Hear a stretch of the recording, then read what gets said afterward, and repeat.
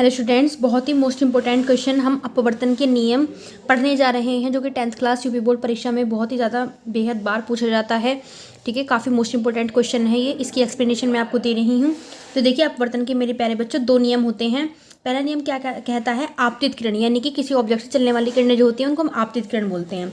ठीक है, अपवर्तन के पश्चात जब प्रकाश मुड़ जाता है और तो उस प्रकाश को हम क्या बोलते हैं? अपवर्तित किरण।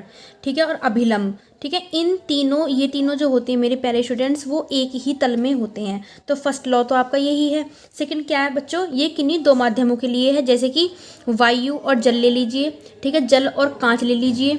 ठीक है, वायु और कांच ले लीजिए, मतलब कोई भी 2 माध्यमों के लिए ये आपका नियम है, और एक ही रंग के प्रकाश के लिए है। तो बच्चों क्या है ये?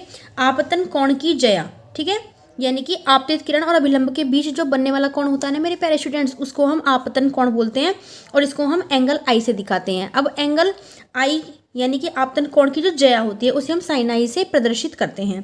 तथा अपवर्तन कोण, अब ये अपवर्तन कोण क्या होता है? जो अपवर्तित किरण और अभिलंब के बीच बनने वाला जो कोण होता है उसको हम अपवर्तन कोण कहते हैं। इसको हम आर से रिप्रेजेंट करते हैं, और अपवर्तन कोण की जया को हम साइन आर से रिप्रेजेंट करते हैं। तो आपतन कोण की जया साइन आई और अपवर्तन कोण की जया साइन आर का अनुपात जो होता है बाबू, वो एक कांस्टेंट होता है, एक नियतांक होता है। ठीक है, इस नियम को हम, ठीक है, अपवर्तन के द्वितीय नियम को हम स्नेल का नियम भी कहते हैं, which is very very most important thing. ठीक है, इस प्रश्न को आप अवश्य पढ़ें, बहुत ज़्यादा बेहद इंपॉर्टेंट है। Okay, thanks for watching this class.